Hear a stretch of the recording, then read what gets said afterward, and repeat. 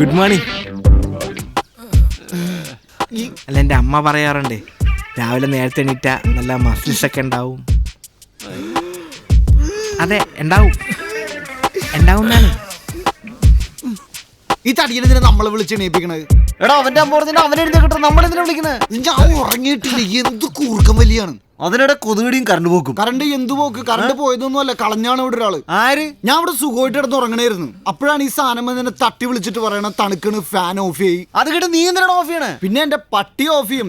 Laughing പുതയ്ക്ക് ഇവിടെ തണുത്തിട്ടുണ്ടെങ്കിൽ ഒരാൾക്ക് വിസന ഇങ്ങനെ കാലിൽ കൂടെ കയറി വരുമല്ല. ഡാ ഇങ്ങനെയാണ് കഴുകി കളഞ്ഞ പിൽസിന് പറഞ്ഞ ഞാനോട് വിഷം കലക്കി കൊടുക്കൂട്ടാ.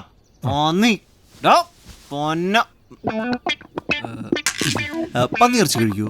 ഞാനെന്തും കഴിക്കും, പക്ഷെ പാല് ഇതെനിക്ക് മാത്രം. എടാ, ഒരു പാക്കറ്റ് ഉള്ളൂടാ.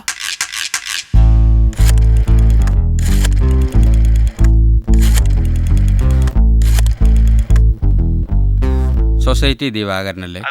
തുളസീധരൻ പിള്ളയാ. നാളെ മുതൽ ഇവിടെ പാല് വേണ്ട. ഗേറ്റിൽ നിന്ന് കണ്ട നായ്ക്കളൊക്കെ എടുത്തുകൊണ്ട് പോകും. അയ്യോ വേണ്ട ഡിയ, അടുക്കള കയറി അടുപ്പത്ത് നിന്ന് എടുത്തുകൊണ്ട് പോകുന്നതിനവാ. ശരി എന്നാ.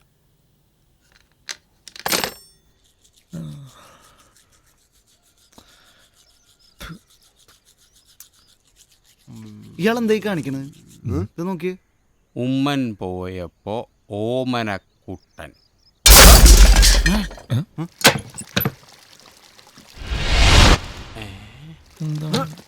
അവന്റെ അപ്പടെ ക്ലോസറ്റ് വാടക എന്ന് പറഞ്ഞ് പുളിങ്കുരു പോലെ എണ്ണി വാങ്ങുന്ന കാശല്ലേ? ജാമ്പോന്റെ കാലത്തുള്ള കക്കൂസ് വാങ്ങിച്ചത് പൊട്ടൂലേ? അത് പൊട്ടിച്ചാ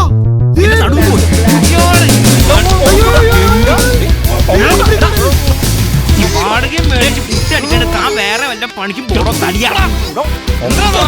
ഇത് എന്റെ വീട്ടിൽ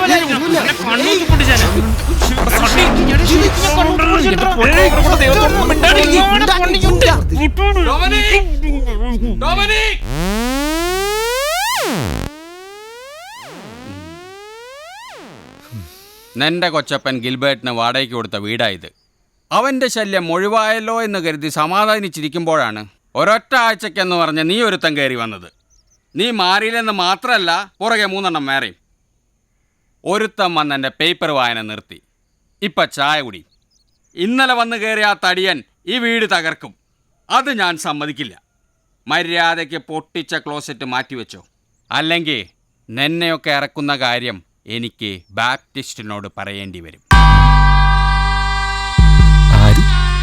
ബാപ്റ്റിസ്റ്റ്. ഇപ്പൊ നീ ചെല്ലേ.